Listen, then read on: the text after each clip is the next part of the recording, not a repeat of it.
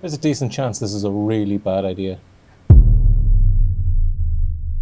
Not because it can't work, but because I might be wrong about what golfers actually want. And if I am wrong, I'm about to find out very publicly. I've recorded versions of this and deleted them many times, because this isn't a safe video. Once this exists, I don't get to pretend that this wasn't always the plan. I don't get to quietly change direction or rewrite the story.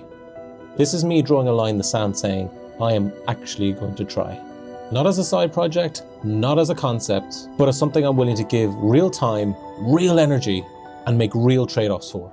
Golf hasn't always been a constant for me. As a kid, it was a treat. I got to caddy for my dad when he went to play 18 holes, and if I was really lucky, I got to hit a couple of balls when I was far enough away from the clubhouse. But I couldn't afford membership, and as I got older, it was always one of those things I desperately wanted, but just couldn't justify the cost. I played a couple of times a year, if I was lucky. I yearned for it, but I also struggled to find people to play with. None of my friends played golf. Even when it became less of a priority, even when life got in the way, golf was always in the back of my mind.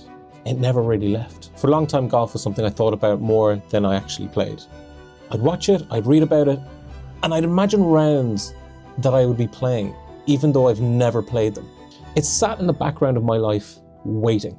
And I didn't realize actually how much space it took up until I gave it the space. So I turned 40 and my kids were a little bit older. I thought to myself, I'll finally allow myself the luxury of golf. Membership, time, space. I threw myself into it and I thought, this is it. This is my opportunity to finally fulfill my dream of becoming a scratch golfer. All that latent potential, let's finally see how good I can be with all that playing time.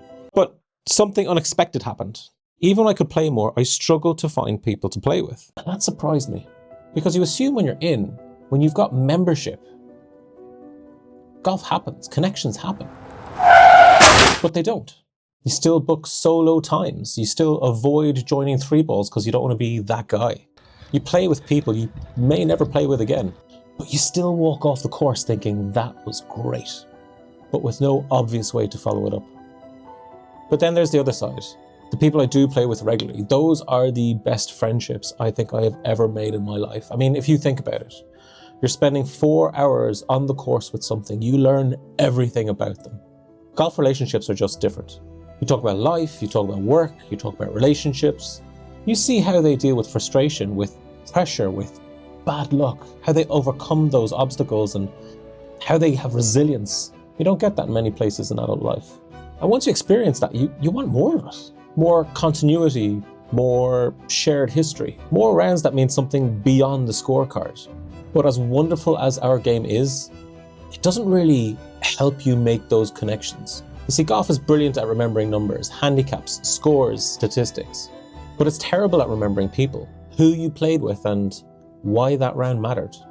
The little successes you had on your golfing journey. All those wonderful little things. What that round means in the context of everything else, it vanishes. For me, there wasn't one big moment when it all clicked. It was lots of little moments, lots of little things over the years. Moments where I thought, there's gotta be a better way. That's when this stopped becoming an idea and became something I couldn't ignore anymore. I mean, I argued with myself about it. I thought, who am I to build a golf app? Fair question. The sport has loads of golf apps already. We don't need another one. But most ideas don't fail because they're bad. They fail because nobody actually wanted them.